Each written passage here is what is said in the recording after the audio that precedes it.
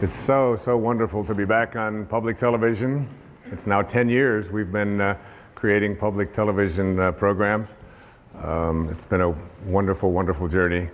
I obviously support public television. It's a way to bring higher consciousness to our entire country, and I'm proud and pleased to be here.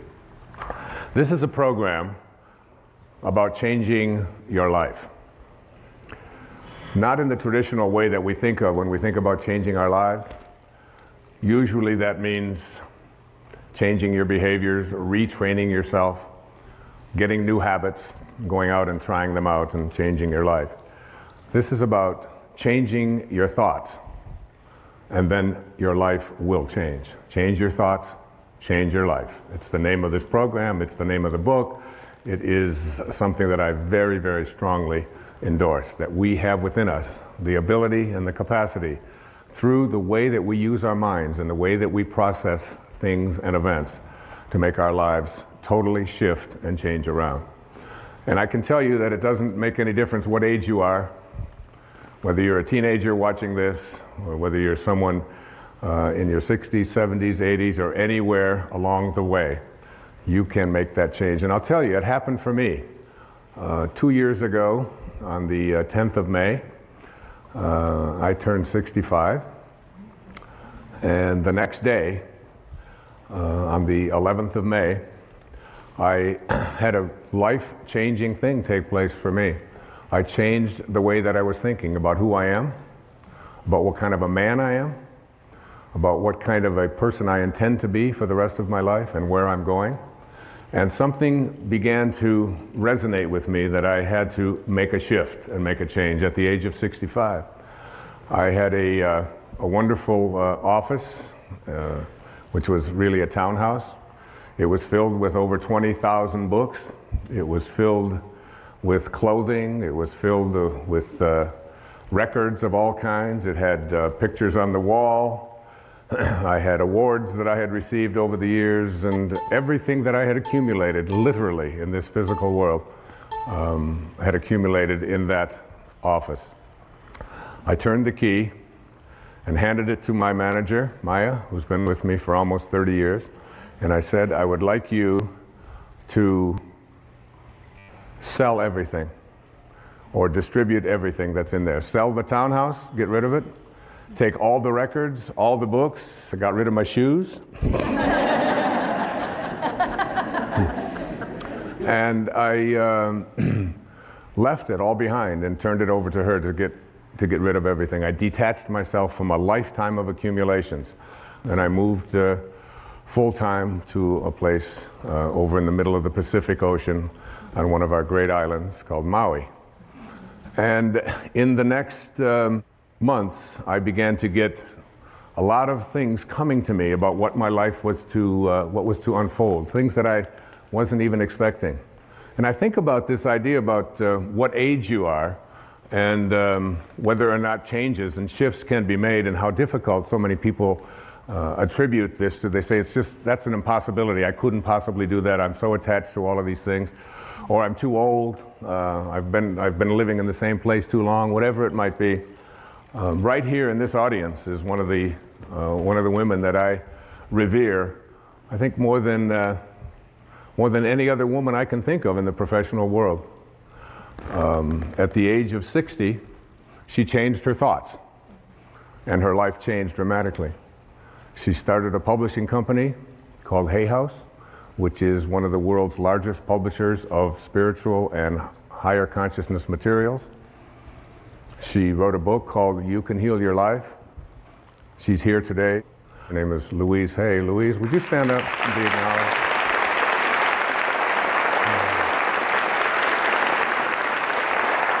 Thank you, sweetheart.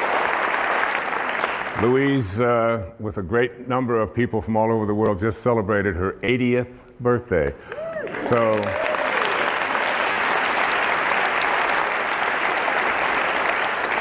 I should look so good even at 60, all right? And I'm just so deeply honored that you're here, dear. Thank you. What happened for me in the next few months was absolutely life-changing. I had a friend tell me who was severely addicted to all kinds of drugs and alcohol, who was basically very close to death. He refused all kinds of treatment. He wouldn't go through the programs and so on. But he read a book, and the book was called The Tao Te Ching. The Tao Te Ching. T-A-O-T-E-C-H-I-N-G. Tao Te Ching. Tao in ancient Chinese means the way, the great way. Te is the term that means the application of or the virtue of. And Qing in ancient Chinese means book. So it's the book for applying the virtue of living the way. That's what this book means. And he told me that, and I thought, I've heard of the Tao Te Ching, I've heard of Taoism, I'm familiar with that. I had read about it when I was in college. I'd even lectured a little bit about it when I was teaching at a university in New York City, at St. John's University. It was something that I had sort of a cursory awareness of. But it wasn't something that I was really profoundly interested in. I was watching a TV show one night, and someone talked about the Tao on there. I walk into a bookstore, and there's a copy of the Tao. This is all happening in the 6 months or so that between when I had left, and knowing that it was time for me to detach myself from all of the things that had been so much a part of my life and move on into a new area of my life. So I couldn't resist it any longer, and I said, I really want to read the Tao, and I'm going to take the next year, a full year. And in that year, what I would like to do is I would like to read each verse. There are 81 verses in the Tao Te Ching. You can read it in an afternoon, but you can study it for a lifetime. And in the studying of this, I said I would like to just take those 365 days for the next year, and in every 4 days, I am going to read one verse. Some of them are only 4 lines long. Some of them are 12, 16 lines long. I'm going to create for myself a way of seeing if I can live this Tao. And what I did was I would read it, then I would meditate on it, I would walk on it, I would go swim on it. When I would do yoga, I would practice it, and then I would sit down after the 4th day, and I had a picture of the man who was considered to be the author of this, although there's no historical actual record of his name is Lao Tzu. This is the visage that I looked at. This is the image of an artist's drawing of Lao Tzu. In ancient Chinese means old man. Old man. He was the old man who was living in China in the time of the warring states, and he decided he didn't want any more to do with war and violence and hatred and killing and all of the things that were so much a part of his world. And he got on his oxen and he left, and before he left to go off and be by himself, he dictated some 5,000 Chinese characters, these 81 verses that became the Tao Te Ching. There are some people who call the Tao Te Ching the wisest book ever written. If you Google this thing called the Tao Te Ching, you'll come up with over 1,300,000 hits on the Tao Te Ching. Not only that, there are 14,000 translations of the Tao Te Ching that I have come across. So what I did is I took 10 of those translations, the ones that seem to be the most relevant, the ones that seem to have the most meaning to those people who lived in this part of the Western world, and I combined them into what I consider to be the most useful translation of the Tao Te Ching. And each morning I would get up and I would look at this picture and I would ask, what is it that you would say to the people who are living now at this time, given the conditions that we have in our life right here? What is it that you would do? Many people call this a manual for achieving a way of life that literally guarantees integrity, joy, peace, and balance in our life. Now, there was a man who was a contemporary of Lao Tzu. His name was Confucius. He was many years younger than Lao Tzu, but he kept hearing about this old man who had all of this great wisdom. And one day, he decided that he was going to go, legend says, and visit Lao Tzu. And he spent a full day listening to this man, because Confucius was someone in China who was trying to lay down all the rules of etiquette and how to conduct yourself and trying to dictate to the people what they should be. Lao Tzu had nothing to do with any of that. And when he went to see Lao Tzu, he came back and he talked to all of his people. And this is what he said. He said, "Of birds, I know they have wings to fly with. Of fish, that they have fins to swim with. Of wild beasts, that they have feet to run with. For feet, there are traps. For fins, there are nets. For wings, arrows. But who knows how dragons surmount wind and cloud into heaven? This day I have seen Lao Tzu, and he is a dragon." And there he is, a dragon. And a dragon in ancient Chinese was a picture of someone or something that was so mysterious and so difficult to comprehend because it could always be something else.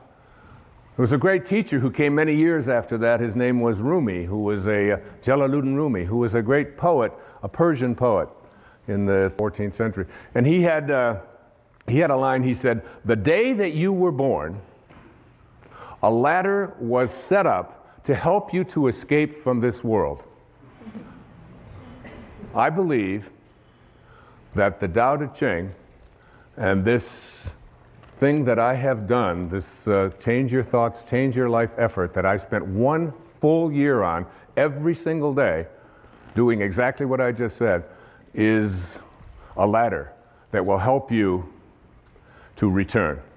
In the Tao, there's a very famous line. The 40th verse of the Tao says, "Returning is the motion of the Tao." Returning is the motion of the Tao. So that all of us came from a divine spiritual essence, invisible. Everything in the world of form emanated from something that is formless. There was a split second when you went from non-being to being. And what Lao Tzu was trying to teach was to be able to return to that place from which you came and live your life from the spiritual perspective and become a God-realized being. Another great poet, T.S. Eliot, once said, "We shall not cease from exploration. And at the end of all of our exploring will be to arrive where we started and to know the place for the first time." For the first time. What I'm asking you to do, and what Lao Tzu seemed to be saying, was learn to die while you're alive, because you will ultimately return. All of us have a return trip, a round trip ticket when we came in, didn't we? But if you could learn to die while you're alive, and there's a great story, I have to tell you this story. I want to read this story to you. It's a way to look at this idea of dying while you're alive. It goes like this. To die while we are alive gives us the only opportunity we will ever have to get outside of this package that houses us temporarily. There's an ancient parable that repeated generation after generation by the spiritual masters of India, which illustrates this point. Listen to this wonderful story. A traveler from India went to Africa to acquire some local products and animals, and while in the jungle, he saw thousands of beautiful, multicolored talking parrots. He decided to capture a talking parrot and take it back as his pet. At home, he kept his parrot in a cage, and he fed him, and he gave him wonderful seeds and honey, and played music for his pet, and generally, he treated him very well. When it was time for the man to return to Africa 2 years later, he asked his parrot if there was any message that he could deliver to the parrot's friends who were back in the jungle. Well, the parrot told his master to say that he was very happy in his cage and that he was enjoying each day and to convey his love. Well, when the traveler arrived back in Africa, he delivered the message to the parrots back in the jungle. Just as he finished his story, a parrot with tears welling up in his eyes fell over dead. The man was alarmed, and he decided that the parrot must have been very close to the parrot in the cage, and that this was probably the reason for the sadness and for his demise. When the traveler returned to India, he told his pet what had happened. As he finished his story, The pet parrot's eyes welled up with tears, and he kneeled over dead in his cage. The man was astounded, but he figured that his pet died from the despair of hearing of the death of his close friend back in the jungle. The trader opened up the cage and tossed the dead bird outside onto the trash heap. Immediately, the pet parrot flew up to a branch on the tree outside. The trader said to him, "So you're not dead after all. Why did you do that? You tricked me." And the parrot responded, "Because that bird back in Africa sent me a very important message." What was the message? The trader wanted to know. He told me that if you want to escape from your cage, you must die while you're alive. We must indeed die while we are alive in order to be able to look back at our waking consciousness and see ourselves trapped in our cage, which in our case is our body. And then we will see how unnecessary it is to remain caged. Isn't that a great story? I love that story. Yeah, you can applaud. What I encourage you to do is to create for yourself a sacred space. And in this sacred space, I would like you to place everything that has energy value to you. Photographs. I have this photograph that I looked at every day for 1 year and began to talk to after a while. It's a little weird, but you begin to get this idea. And those of you who wonder why I am wearing no shoes, I'd like you to know that where I live, you never walk into a sacred space with your shoes on. It would be considered dishonorable to do so. And to me, this stage, this setting, this beautiful place, and this beautiful symbol is a sacred, sacred space. I live without shoes. I heard it said once that if you wear shoes everywhere you go, the whole earth will feel like leather. And it's nice to feel what the earth feels like and to feel that naturalness. So in that sacred space, you will feel the energy of the photographs, of any mementos that you have, of pictures of your children, of drawings, of statues, of anything at all that you can think of. I have a beautiful sacred space, and it calls me. And as it calls me, when I go into that place that is so profoundly sacred to me, the most beautiful things begin to happen for me, particularly in the middle of the night when no one else is up, and I feel closest to God, and I feel closest to this beautiful old man who sent so many important messages to me through his Tao Te Ching and in my meditations to help me to create this program, Change Your Thoughts, Change Your Life, Living the Wisdom of the Tao. What I would like to do now is to look at some of the key thoughts that I would like you to think about and consider changing as you become a person who becomes more God-realized. That is, someone who has died but stayed alive and returned and went back on that return trip. The first of these thoughts to change is to change the idea that I can't trust in my own nature. 2, I trust in my own nature. Did it ever occur to you that you have a nature? That nature is so profound and is always calling you. You know it. No one else can know it. No one else can impose it on you. No one else can tell you what it is that you feel in here, that you know is why you're here and what you're doing here. There's no one else can explain that or explore that with you. You can't share it. Everything in the universe has a nature. Your dog has a nature.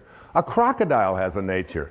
A duck has a nature. A crow has a nature. Everything has its nature. Everything has a dharma, including you. But what we've learned and we've grown up to believe is that I can't trust in that nature. My nature, to trust in your nature, to know that you came from a divine place of well-being and to trust in it. Listen to this, verse 38 of the Tao, a few lines. The great master follows his own nature and not the trappings of life. A truly good man is not aware of his goodness and is therefore good. Think about yourself. The first moment of life, the very first moment, that speck when you went from nowhere, N-O-W-H-E-R-E, to now here, N-O-W-H-E-R-E, from nowhere to now here. Same thing, just a little question of spacing, just a little different spacing, all right? So you went from nowhere, now you're in now here, and where do you think you're going? Nowhere. Right? Back to nowhere. Who out there watching, who in this audience isn't going back to nowhere? That's where we're all headed, back to nowhere. So in that split second, then you lived inside your mother's womb for 9 months. And in that 9-month period of time, you trusted your nature, that everything I needed, and that's a big part of understanding change your thoughts, change your life. It's a big part of that. The idea that I have a nature that I can trust, not something that I have to be afraid of, and I can stop letting other people interfere with it as well.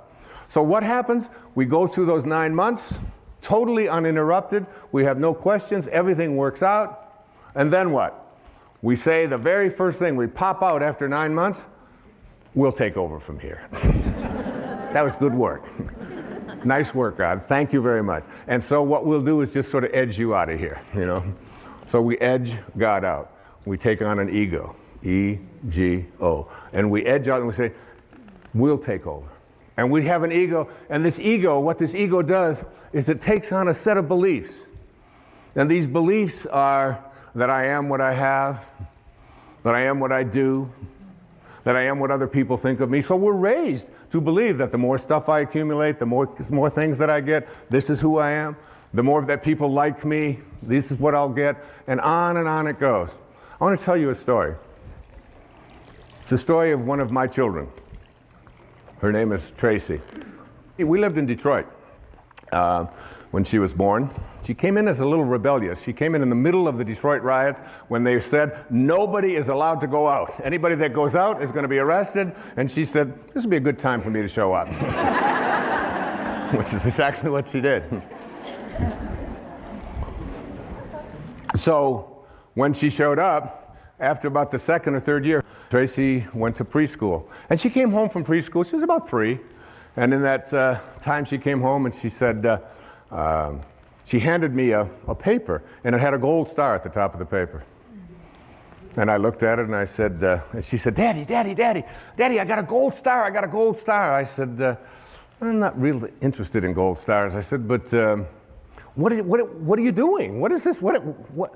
She said, well, we did something in school called adding, and I got them all right, and I know how to. I said, adding?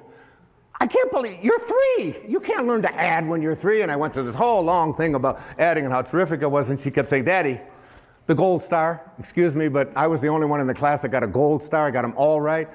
I said, you know, Tracy, I said, honey, I said, some people just need to have gold stars, and teachers sort of like to give it out and make that the reason why you're doing something, I said, and set you apart from everybody else. I said, but your dad doesn't really care much about that and how you stack up with others, and they're going to be, I'm more interested in what you're learning.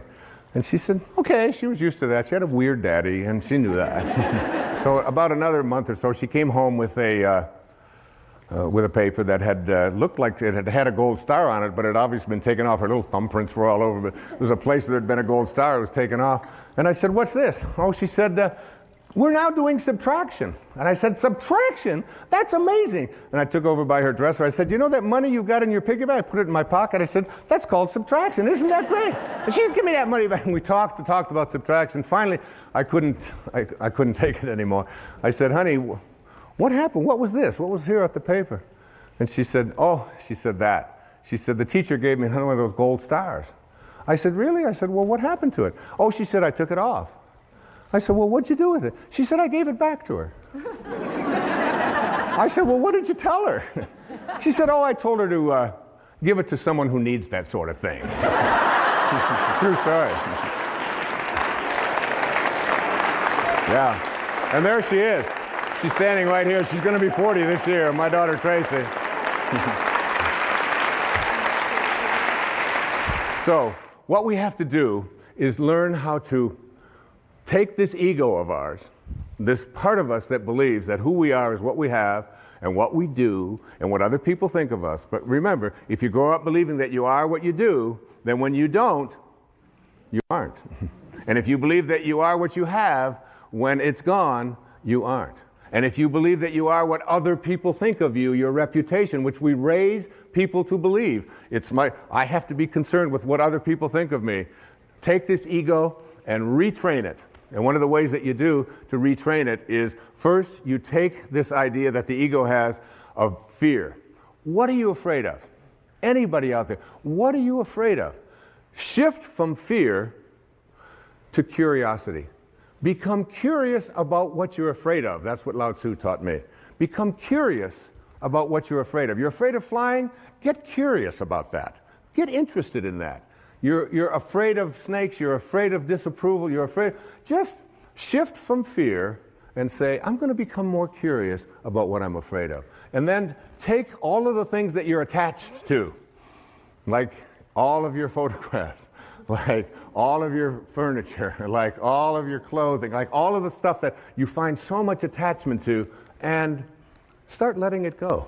Mm-hmm. Start letting it go. You know, the day that I turned that key on May the 11th in 2006, I didn't even know where it was going. I just knew there was a shift taking place.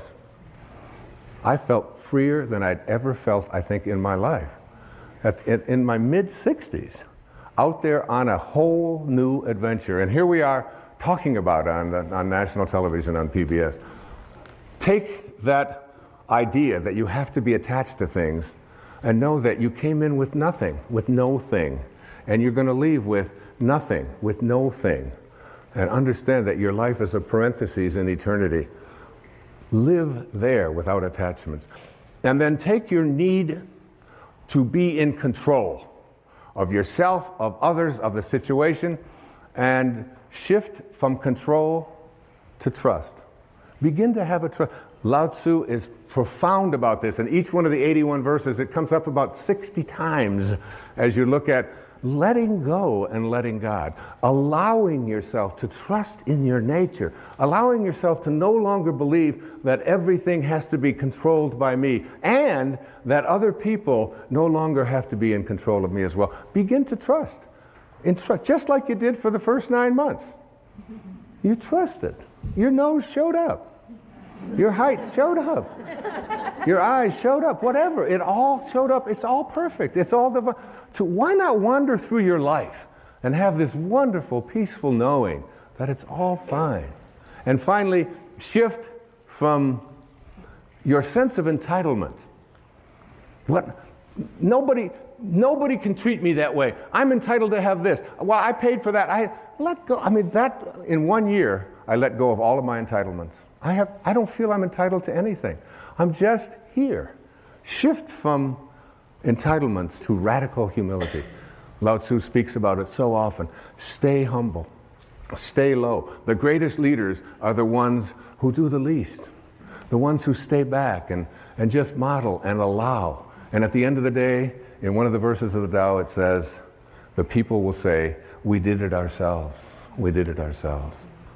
In verse 49 of the Tao Te Ching, here's an exact quote. The sage is kind to the kind and kind to the unkind because the nature of his being is kindness. And also, be wise and help all beings impartially, abandoning none. You know what I do? Just before I did this program, I have to admit I was nervous. I was humbled by it. Like who are you, Wayne Dyer?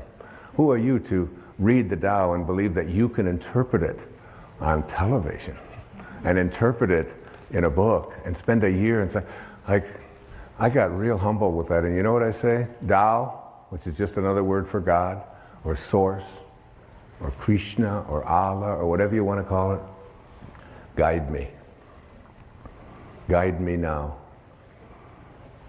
I have that awareness before I come out. If you knew, it says in the Course in Miracles, if you knew who walked beside you, at all times. On this path that you have chosen, you could never experience fear or doubt again. I remember Mother Teresa saying to a dear friend of mine who was asking, what could he do? What could he do to do something for her? He was, his name was Pat McMahon. He was on KTR radio in Phoenix. And finally, Mother Teresa said to him, you can do something for me. She said, tomorrow morning, get up at 4 a.m. and go out onto the streets of Phoenix and find someone who's living there who believes that he's alone, and convince him that he's not. That's what you can do. That's how saints talk. That's how Lao Tzu spoke. Okay, let's go on to the next thought, to change. So you're changing from not trusting in your nature to trusting in your nature. You change your thought from I need more to what I call living contentment. What is this thing about more? It's the mantra of the ego, isn't it? I have to have more. I have to collect more stuff. I have to have more friends. I have to have more money. It's more, more, more, more, more. When where you came from nowhere. You don't need anything. It's a continuous bombardment that we are all exposed to in this whole world of believing that we have to have more. It's one of the reasons why I love public television so much. You don't see ads on PBS. You don't have to be constantly exposed to the idea that you have to have more and you have to get more, and if you don't have this, then you're not complete, and so on. So we get bombarded with this idea of attracting more. And Lao Tzu says, live contentment. Live in a state of being contented. Here's verse 81, the last verse of the Tao Te Ching, my favorite translation of it, and I put it right into the book. Sages do not accumulate anything, but give everything to others. Having more, the more they give. Mm-hmm.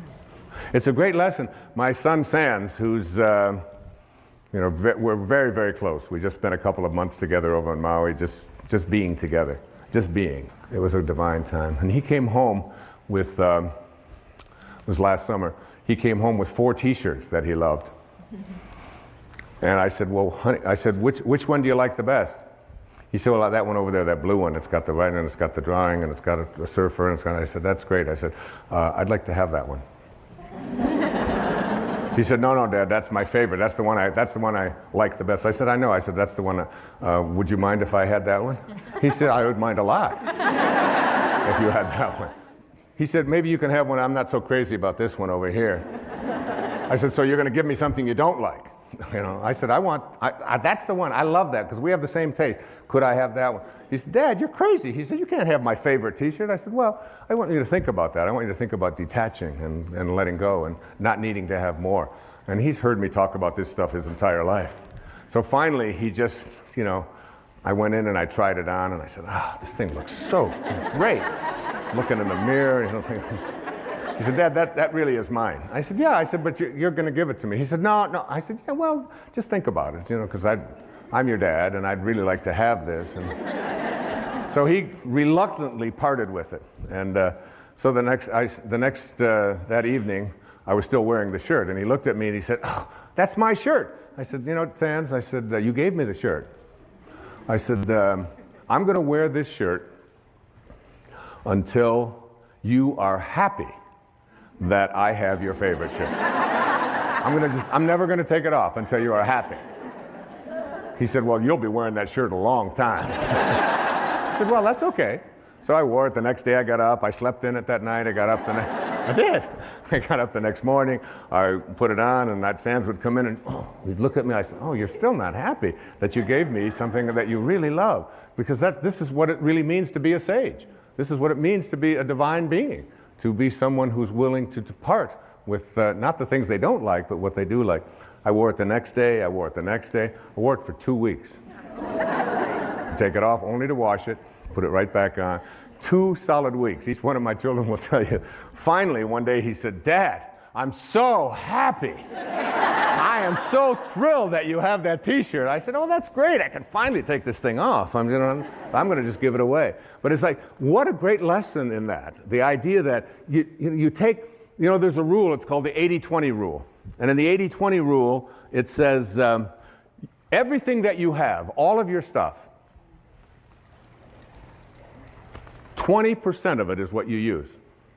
All of your clothes in your closet, 20%. You just keep using the same 20% over and over. 80% of the clothing that you have in your closet for so many people is something that you never use, you don't wear. You look at it, you store it, you think, well, there might come a day, oh, I can't part with that, even though you've been carting it around. Every time you move it and you put it. Take the 80% that you don't use, says Lao Tzu, and give it away. Give it away. Lao Tzu said that when your cup is full, stop pouring. When your cup is full, stop pouring. We have an obesity crisis in the United States, in the Western world. The obesity crisis can be handled if you just read the Tao. If you realize, in verse 33, it says, if you realize you have enough, you are truly rich. If you could just learn something called portion control, where you just take a bite and you say, is my cup full? Stop pouring. Stop pouring. In other words, instead of filling yourself with that which is already a surplus, in the Tao it teaches us to take surpluses and to reduce them, and to take deficiencies and increase them, so that we create balance in our lives, to be in balance. You can take the jewelry that you don't use. You can take the clothing, and then once you've given away the 80% that you don't use, take one of the things that you really like and practice giving that away. It's such a wonderful way. Listen to this poem. It was written by a great Persian poet named Hafiz. It says, even after all this time, the sun never says to the earth, you owe me. Just look what happens with a love like that. It lights up the whole sky. It lights up the whole sky. There's no owing. There's no owing. You don't have to be, you can practice living a state of contentment. This was so powerful for me. You just can't imagine how good it felt for one entire year to walk through every day and say, I'm content. I'm content. I start out every morning of my life. The first words, Hafiz says, if there's only one prayer that you say every day, make it thank you. Just say thank you. That's how I start. Wake up, thank you, God. Thank you. Thank you, Source. Thank you, Tao. Whatever you want to call. The opening line of the Tao says, the Tao that can be named is not the Tao. As soon as you put a name on it, it dissolves. There's no name for it. It's just endlessly, invisibly, constantly in a state of creating out of a state of love. The next thought that the Tao teaches us to change. Change your thoughts. Change your life. You really do. See, so much of the previous PBS specials that I've done on inspiration and intention, these were teaching people generically how to think differently. What Lao Tzu taught me was what to specifically think in place of thinking that. Instead of thinking that I don't trust my nature, he said, trust your nature. Instead of saying, I need more, he said, you need less. More is less. That comes right out of the Tao. Next thought. Move from thinking in a rigid way to thinking and being flexible, soft, and allowing. From rigidity to softness. What a wonderful transformation that is. I was standing looking at, with my son Sands, and we were on Maui, and we were looking at water. As water was going against some rocks and some cliffs and so on.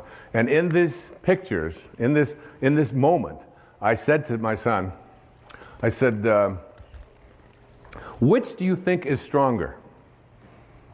The water or the cliff? The water or the rocks? Which one do you think is more powerful and stronger?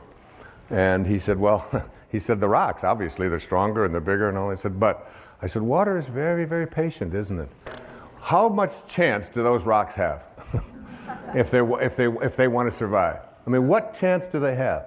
That would, and Lao Tzu is speaking to us about understanding our nature by examining how nature works and then making it apply to our thoughts.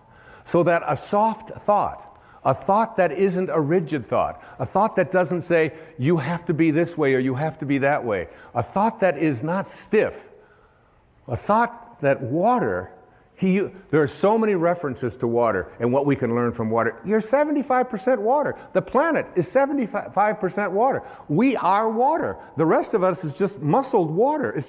It's all water. And water is soft. Water can enter anywhere. You get into a conflict with somebody else, and you picture yourself as water.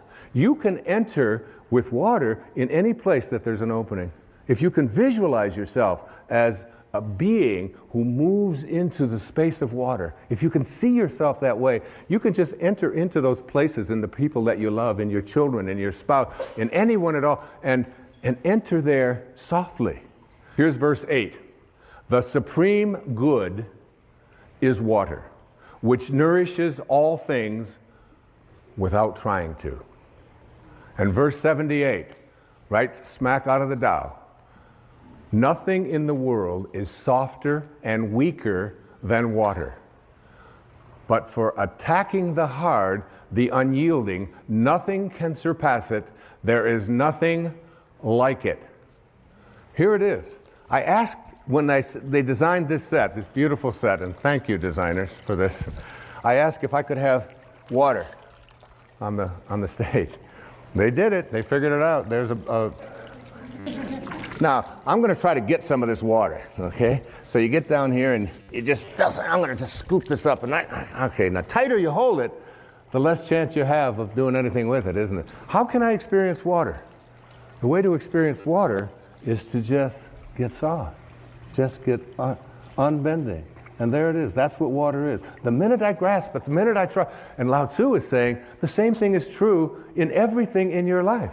The more you grasp, the more you try to hold on to it, the more you try to be rigid with it, the less control you have of it. The softer you are, the less rigid you are, the more flexible you are as a person, the more you can accomplish. And this is a great way to practice in parenting as well. And this idea that a rigid thought, how many times have you heard this idea that if I tell you something, I'm going to stay consistent with it. We have a set of rules, these are the rules, and we'll do it this way. In the Tao it says the more rules you make, the more rule breakers you create. It's true. The more rules you have in your house about how everything has to go. We had in our house, my wife would have a big jar of M&Ms. Peanuts, all these different multicolored ones. And the kids in our house, because we didn't feed them sugar and we didn't give them sodas and stuff like that. So they were just more like a decoration. Every once in a while someone would take them. They'd hardly ever be replaced. Now when we had kids come over to our house who weren't ever allowed to have such horrible things, you should have seen their behavior. They would scoop them up, they'd be putting them in their pockets, and they'd get their purses, and they'd open it up, and, the whole thing would be empty. I said, what are you doing? He said, well, you mean you could just have these whenever you want them? I said, well, we don't really have any rules about that. It's just, it's not something that we encourage or discourage. It's just there. It's like Emerson had a wonderful line. He said, a foolish consistency is the hobgoblin of little minds. A foolish consistency, a rigid consistency. So that there are many people who will say, if I say it on Monday, you can be absolutely certain that on Wednesday, I'm going to believe the same thing, regardless of what might happen on Tuesday. Now, Tuesday might have something real that you might want to be changing your mind. You might want to say, I thought that this time, but now I've seen this, and now we can shift. And you can see how this can become and so much about the Tao is on leadership. Leadership in the family, leadership in the community, leadership geopolitically. Less rigidity, more openness, more willingness to listen and say, I changed my mind. Because a foolish consistency is the hobgoblin of little minds. And what I believed on Wednesday has changed because of what happened on Tuesday. Now, another important thing to say to your children, to your friends, to your lover, to your spouses, to whomever, to the people you work with, words that we're so terrified to say, but which give us a sense of living with the Tao. I don't know. I don't know. I'll look it up. Say it. I don't know. Doesn't hurt. Say it again. I don't know. Isn't it fearful? I mean, so many people, and it's like very freeing, because my kids ask me something, and I say, I don't know. They say, Dad, you know everything. You know everything. I said, well, I don't know that, and I'll look it up, or we'll try to find an answer to that, but I don't quite know. I know that I spent 20 years running, and I ran every day for 20 years, for 22 years, without missing a day, 8 miles. Never missed a day. That's rigid, all right? Some call that obsessive. But you brush your teeth every day, I used to say, and you don't call that obsessive. And you go to the bathroom every day, and you don't say, well, he's obsessively doing that again today. You don't do that. But anyway, what I learned is that even in the world of exercise, there are certain things that are built in to make us rigid, to make us stiff, to make us hard. And we lift, and we run, and we kick, and this is what we call working out. There's another kind of working out that is ancient. It goes back to the time of Lao Tzu and before, which is called yoga. And yoga means union. It means union with your source. And when you do yoga, you can stay in the same place. You can do the equivalent of 8 miles. When I used to run 8 miles, I had to run 4 miles that way, turn around, 4 miles back. And I'd be sweating. Now I can do yoga, and I can just stand in one place. And in 90 minutes, by being supple, by making myself stretch, by not being hard and rigid, I can get that out there. I can get that leg up. I can do these kinds of things. And 90 minutes later, it's like I'm totally sweating, and I feel so different. I used to, when I would go out at night to eat or something, after running so many miles, running marathons and doing those things, I'd go to get up, and it would be, okay, it's going to take a little while, because everything was so, that doesn't happen anymore, because I've given up hard. I've given up being rigid and substituted it for being supple, for being flexible, for living a life in which I don't have to always be so fierce. Listen to this verse of the Tao Te Ching. It's one of my all-time favorites, verse number 76. A man is born gentle and weak. At his death, he becomes hard and stiff. All things, including the grass and the trees, are soft and pliable in life, dry and brittle in death. Stiffness is thus a companion in death. Flexibility is a companion in life. And it's not just for how you exercise, it's how you think, how you think. In front of my place on Maui, there is a beautiful set of 11 or 12 palm trees. And these are like 30, 40, 50 feet tall. They've been there for, I don't know how long, decades. And when the winds come and when the storms come, the storms will blow them over. There they are, watch. And they're just these amazing elastic things. I learned so much from these things. I go out there, when I wrote the essay in the book on the verse 73, I just went out there with the palm trees, and I would just commune with these palm trees, and they go all the way up, and then they come all the way back. That's a symbol for how we need to think in our own lives. In verse 73, it says, "It is heaven's way to conquer without striving. It does not ask, yet it is supplied with all that it needs. It does not hurry, yet it completes everything on time." One of my favorite lines from the Tao, one of the favorite beliefs from the Tao is this, that you're doing nothing. All of you, you're doing nothing.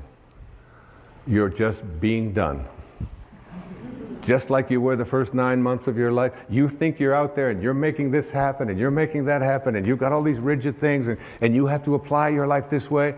You're not doing anything. Any more than you were having your fingernails show up when they were supposed to. And look at you, look at all of you, look around, you know, it's like, you know, what held it in yesterday, you know? I don't know, I'm not doing anything. They fall out and they don't fall out no matter how hard I try to keep them in there. Finally, my kid said, give it up, give it up. So I was over in England and they told me that I couldn't take my shampoo bottles on the plane. And there's nothing you can do about it. I said, yes, there is. I'll just shave my head. I no longer need shampoo. Okay, so we want to move from stiffness to flexibility. The next thought that I'd like to see us change, that the Tao taught me so much, was living by interfering, to shift that to living by not interfering.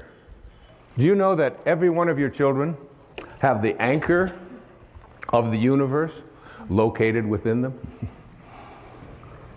And that Khalil Gibran, this is a paraphrase, he said, your children are not your children.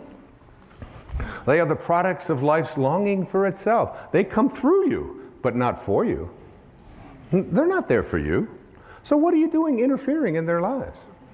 Now, I'm not talking about letting them play out in the traffic or play at the edge of a swimming pool if they don't know how to swim. I'm not talking about that. I'm talking about, I called this when I was working on this and living this and practicing this for that full year of 2006, the bite your tongue, zip your lip verses of the Tao. Verse 29 of the Tao. Do you think you can take over the universe and improve it? I do not believe it can be done.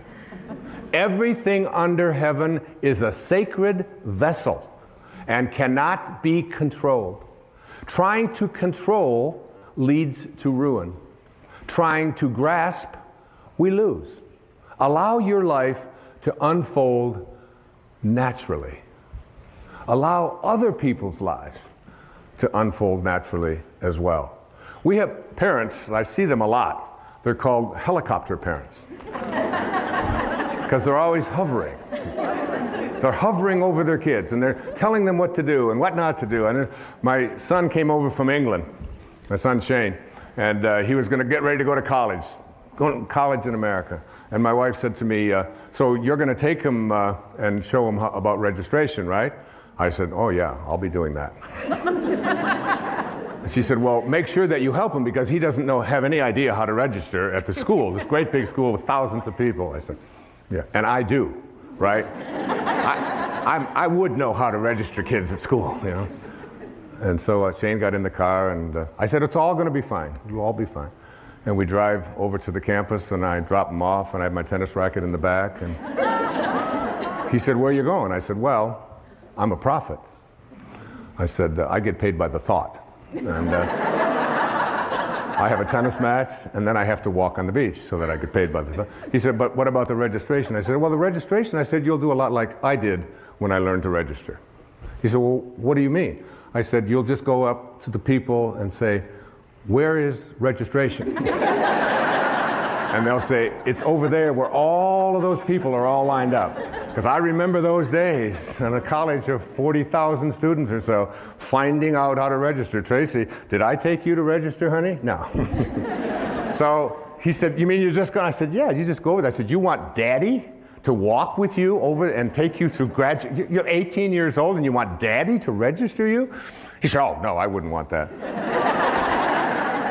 So we got home at the end of the evening, when I got back home, and my wife had said to me, she said, did you help Shane at registration? Oh, I said, I gave him so much help, probably the most help he ever had in his life.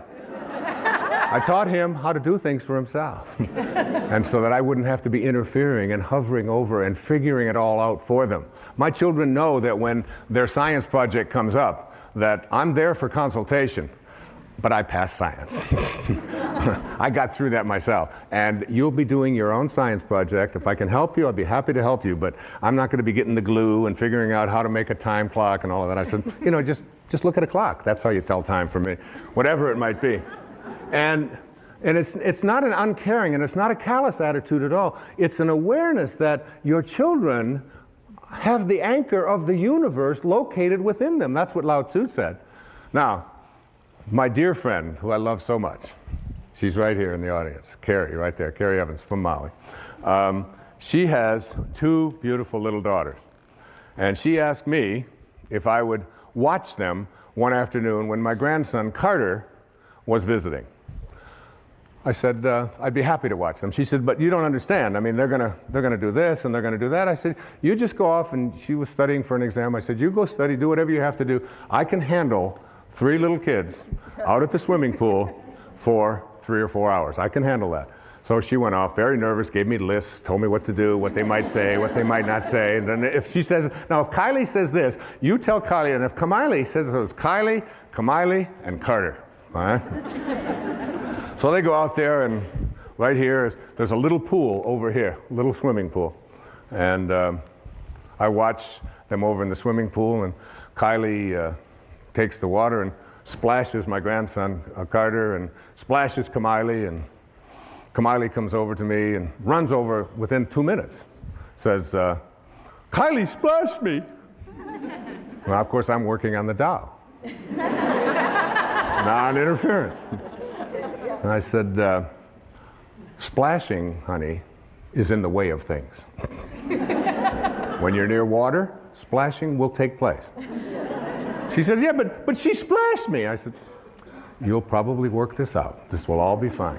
And she stood there for the longest time with her little lip and so on, and finally she realized she wasn't getting anywhere with me. She went back.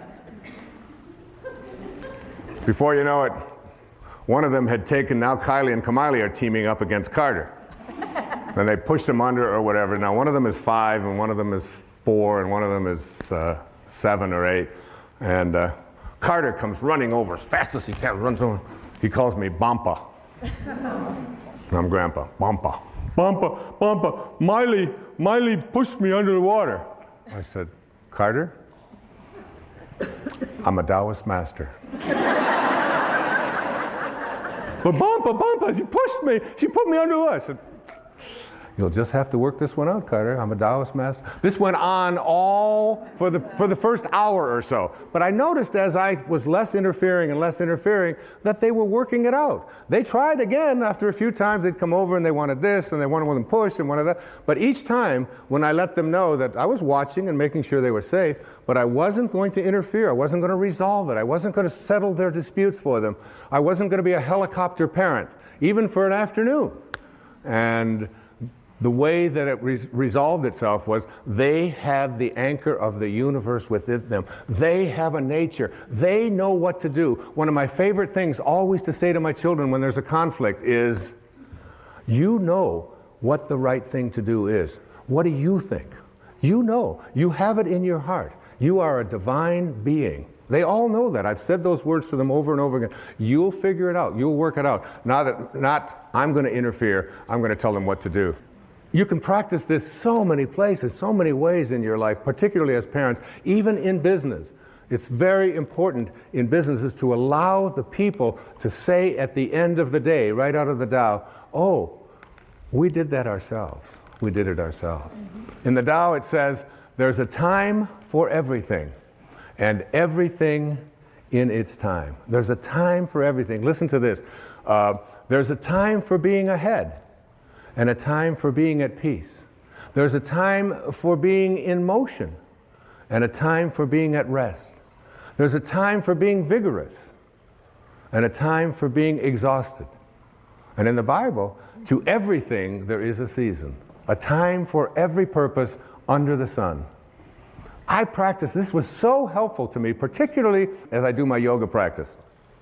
And in my yoga practice, it's there are some very exhausting postures. I do this Bikram hot yoga, all right? So it's 105 or between 105 and 110 for 90 minutes. And there's one that I used to hate. It's called triangle, you know? And so you put your foot out here and then you do this and then you get yourself up and you go all the way down and you get yourself in balance like here. So you balance down, and you take your arms out here and then you take these like this, and it's 105 degrees, and then you take one and you're looking up here at your arm, and you look, and you look, and you look, and then you bring it back, and it lasts a full minute. And I used to just wait for that minute to be over. Oh my God, when are they going to bring me out of this posture? It was so exhausting. I started practicing what the Tao teaches, and I remembered there's a time for being exhausted. There's a time for that. And as I practiced that, I said, and there's a time for being at rest. And it's coming, hopefully soon. But in your life, there's an awareness that there is a time for all the things that go on that you think shouldn't be happening. In the Tao, it says that hidden in all misfortune is good fortune. Hidden in the misfortune that you have is good fortune, because no storm can last forever. Even nature cannot create a storm that lasts forever. Ultimately, hidden within every storm is calmness. Hidden within every flood is drought and dryness. Hidden within all of the storms of your life is the peace that you desire. And it leans on you if you stop telling yourself and just let yourself go with it, to be at harmony with it, rather than trying. You can see why this is called the wisest book ever written, and we're just touching on it here, just touching on this. Lao Tzu was green before Al Gore. He was. This is verse 39 of the Tao Te Ching. When man interferes with the Tao, the sky becomes filthy, the earth becomes depleted, the equilibrium crumbles, creatures become extinct, therefore nobility is rooted in humility. Finally, I'd like to say to you, in understanding this idea of the Tao, is to take time yourself for being in nature. Take an hour a day. Every day of your life, take an hour a day, no matter how busy you are, no matter what scheduling that you have, to get out in nature. Walk barefoot on the grass. Walk barefoot. It's one of the great ways to overcome an inability to sleep at night. Just go out when you can't sleep and just walk on the grass, walk on the earth, and reconnect yourself. Now, go out and be with the tree and look at what you can learn from nature. Look at these trees. Look at these animals. You can study. Look at that. You can study a flower like that is so magnificent as it's unfolding. That's an actual photograph of this thing growing and unfolding there. Be with that. You have much to learn from nature, from water, from the sky, from the winds, from the trees, from the birds. The more you do it, the more you see yourself in all of them, the more you'll feel yourself as a connected being, living the Tao. Another thought to change. To change from thinking big to thinking small. It's so much of the Tao has in it statements that seem so paradoxical and so confusing to us. More is less. Less is more.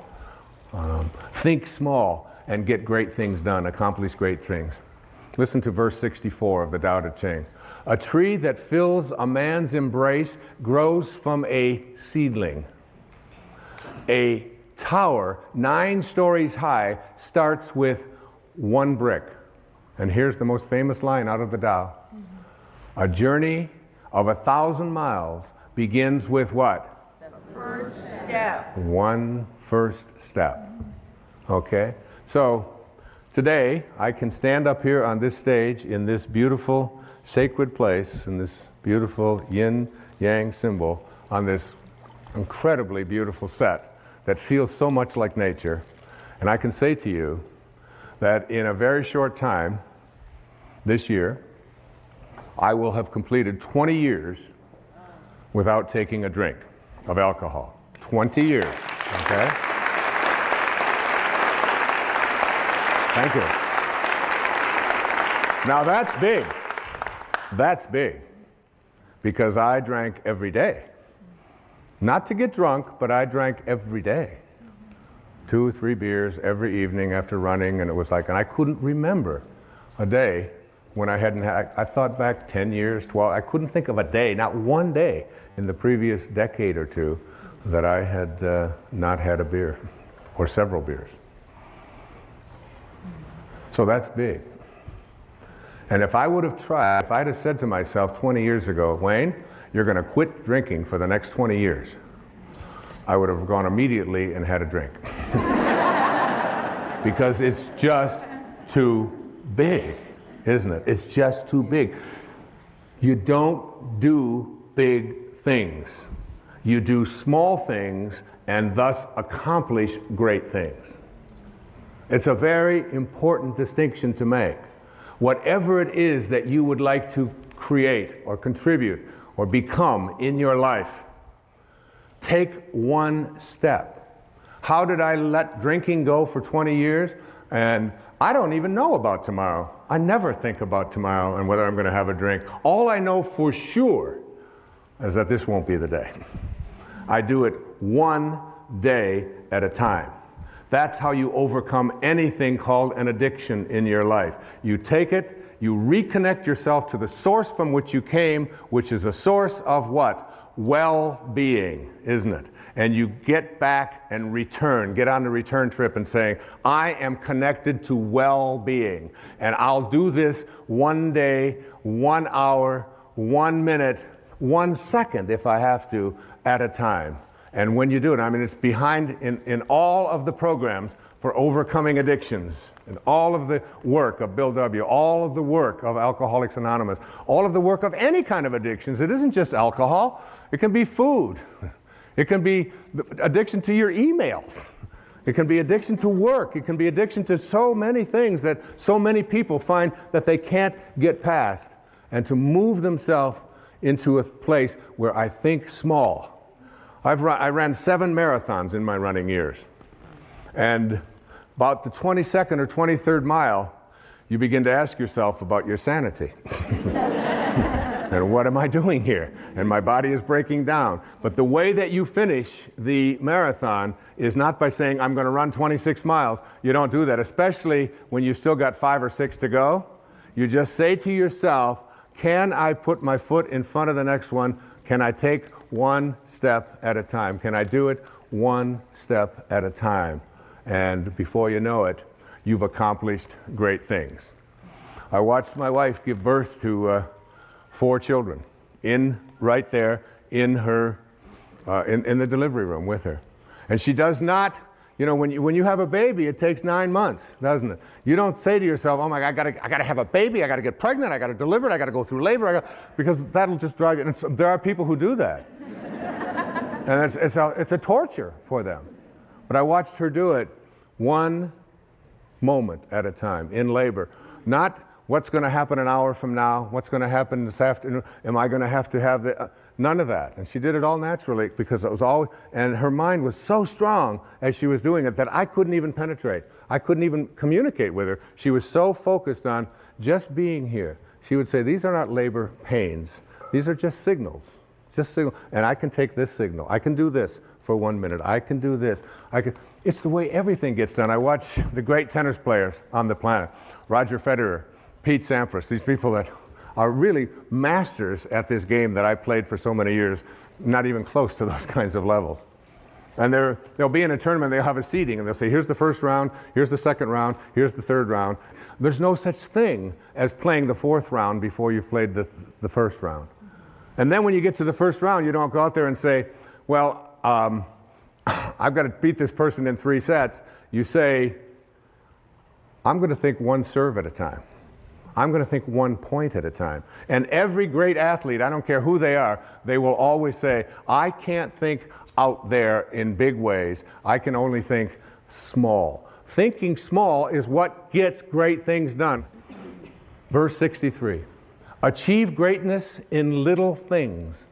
Take on difficulties while they are still easy. Do great things while they are still small.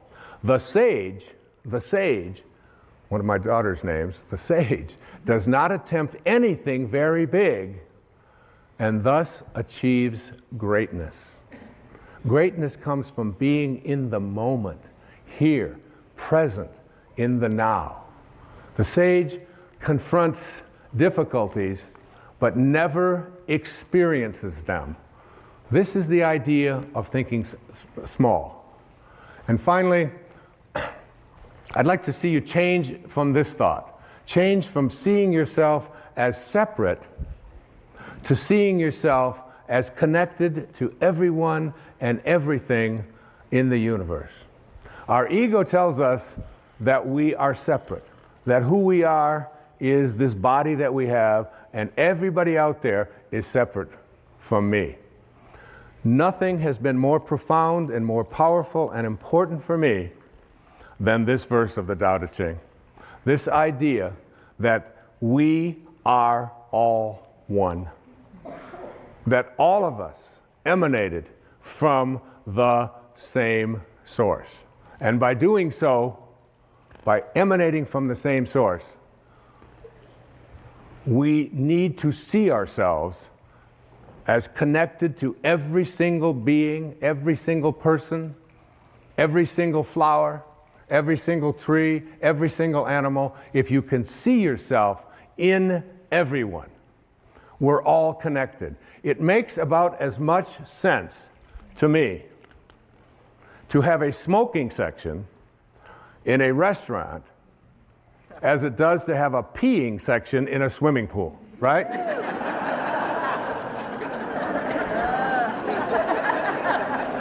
Oh, no, kids, no, don't pee over here. We pee over here. Does that make any sense? The Native Americans, one of my favorite quotes, I've used it many, many times. The Native Americans would say, "No tree has branches so foolish as to fight among themselves."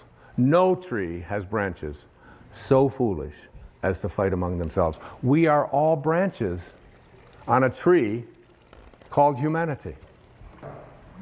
When you read the Tao, when you read this idea about changing these thoughts and changing your life, you're going to see endless verses that speak to the absurdity of the idea of you having an enemy.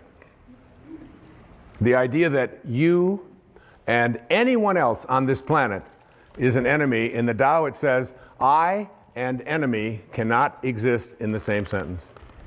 And he said, even those who go to war, the ones who will triumph in war are those who go to war without an enemy. And they will treat every victory in war not as something to celebrate, but as a funeral, as an indication that we haven't reached the highest place within ourselves to see that even those people that we judge to be our enemy are really connected to us. And it says in the Tao that a bad man is a good man's job, and a good man is a bad man's teacher. A good man is a bad man's teacher. So finding that and seeing that, listen to verse 10. Carrying body and soul and embracing the one, can you avoid separation? One who heeds this power brings the Tao to this very earth. This is the primal virtue. This was so helpful to me as I thought about it. Remember, I spent 4.5 days on each one of these verses. And in each one of those 4.5 days, I wasn't writing. I wrote the last 4 or 5 hours of those 4.5 days. For 4.5 days, I took that verse and I went out into the world and I looked at everyone that I encountered, everyone that I saw, and I tried to see myself in them. The person that was, dressed differently than I would dress, the person who was not as attractive, the person who was very old, the person who was very young, the person who used language particularly that was possibly offensive. When I would look out there and I would practice not judging, because the only difference between a flower and a weed is a judgment, isn't it? It's just a judgment. It's just a judgment. And if we want to end violence in our lives and in our society, we have to learn to change our thoughts. Remember the dandelions when I was growing up out in Michigan? We had these dandelions. The dandelions would have, at a certain time of the year, they would get all these little fuzz balls at the top of them. The yellow little flower part. I always liked the dandelions. I thought they were really beautiful. And then they have these little fuzz balls. Now imagine if you want to end the problem of dandelions on your lawn. And you see them all out there with all their little fuzz balls. So you go out there and you take a shovel and you turn it upside down and you start smacking all of the dandelions like this. And what do you do when you use violence to attempt to end the presence of these dandelions, which are problems for you on your lawn? Is they all scatter, and then in the spring, guess what you got? You got more. You got new generations of dandelions. There's such a lesson in that, isn't there? There's a great lesson that when we use violence as a means to resolve our disputes, whether it's individually with each other, or whether it's in countries, or whether it's in communities, whenever it is that we resort to that kind of not seeing myself in others, and out of this kind of a consciousness will emerge those people who will ultimately begin to get this. Because if we don't get it, like if we don't really get it, civilization as we know it will not survive. It will not survive. We have to learn that the people that we call enemies, no matter how horrendous they may behave toward us, there is still something of us in all of them. And we can figure out a way.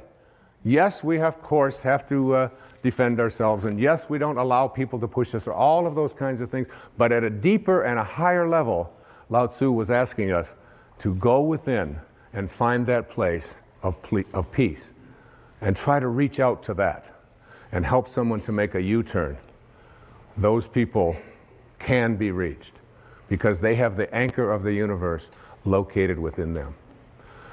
In verse 25 of the Tao it says, "Thus to know humanity, understand earth. To know earth, understand heaven," which is where earth came from. To know the way, understand the great within yourself. Within yourself. Look within and see it. Now, every single person watching this program will have conflicts with somebody in their life on a fairly regular basis. Especially if you're in a marriage or in a partnership of some kind. Certainly if you have children, you're going to have conflicts. Now think about what you do when you have a conflict and that conflict comes to an end. The conflict is over. You've expressed your opinion. You may have yelled at each other, you may have screamed at each other, you may not have understood each other, but it's over now. How do you end the conflict? Lao Tzu says, the person of Tao will eliminate all of the pain, all of the stress, all of the anger, all of the hatred, if they decide to end the conflict with love. Just be the one who ends the silence by saying, "We don't agree, but I love you." And it's all over. You have moved a person from staying in the world of the 10,000 things into the world of God, into the world of Source, because the Source has no violence in it. It creates endless numbers of flowers and beings and creations without using any force at all. There's no force there.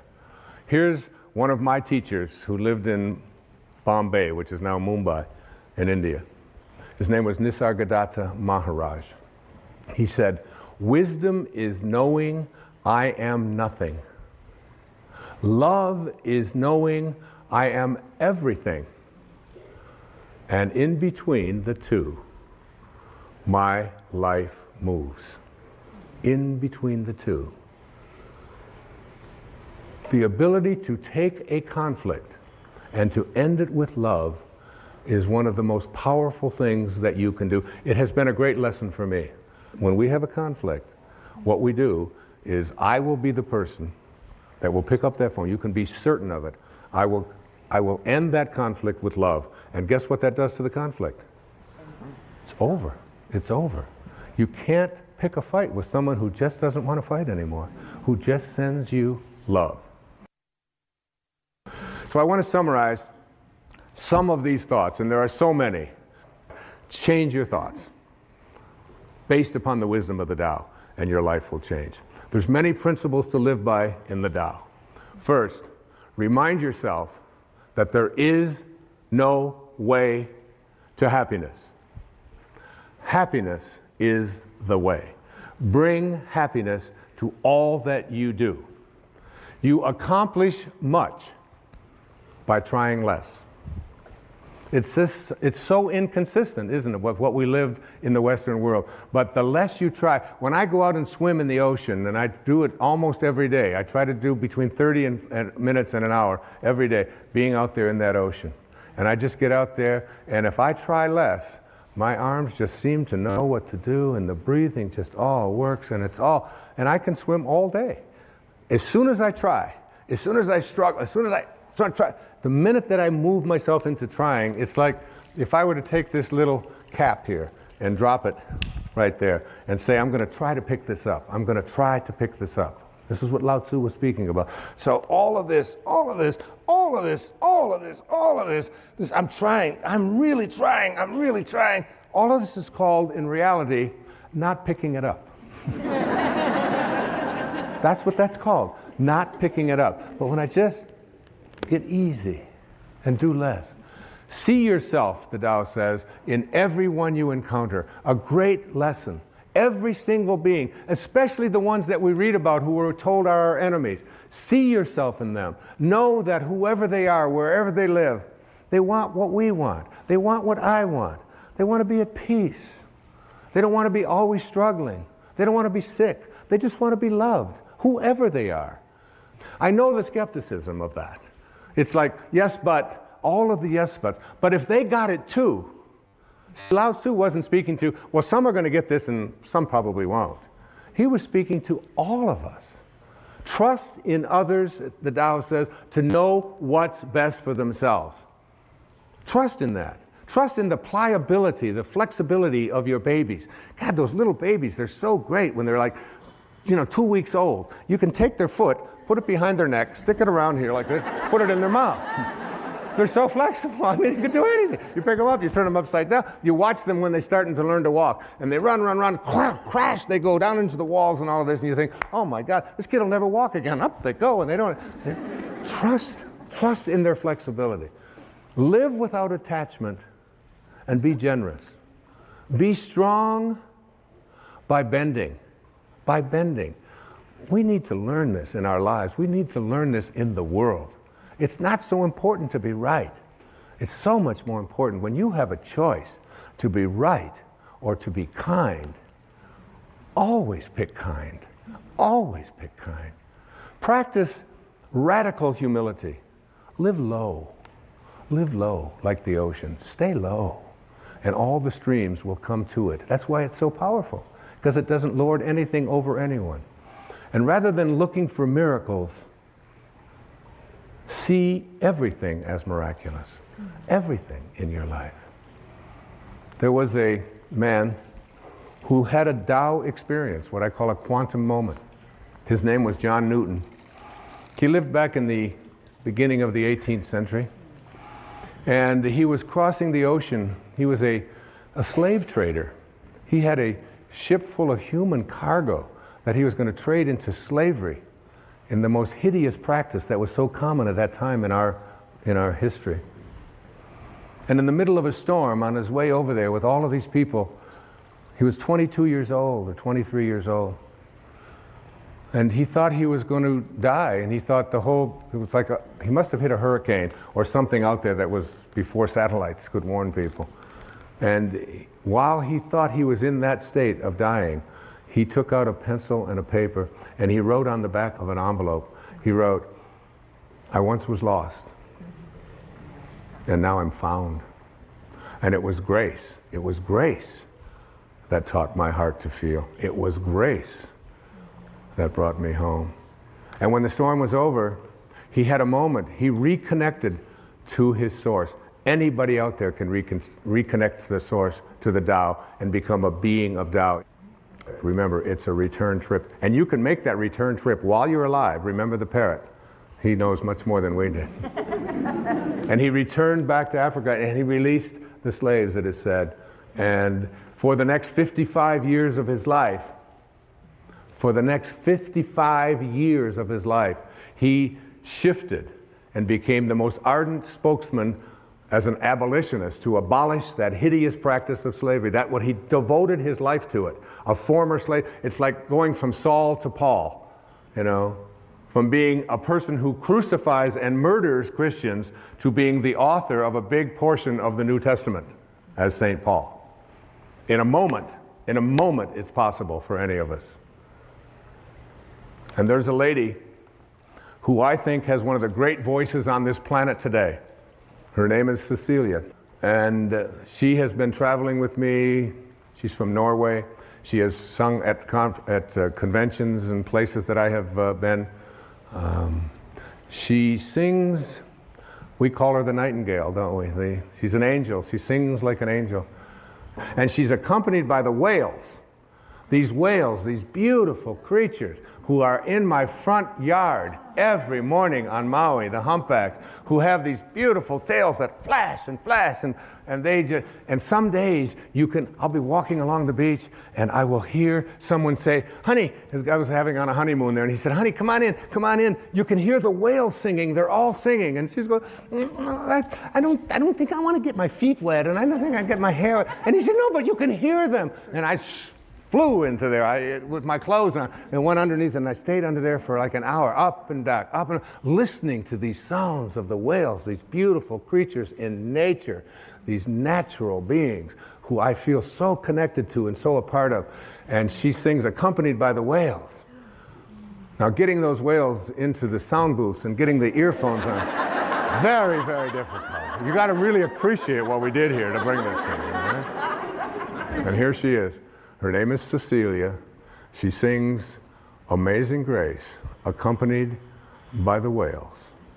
One of my truly favorite people and greatest singers I've known. Cecilia?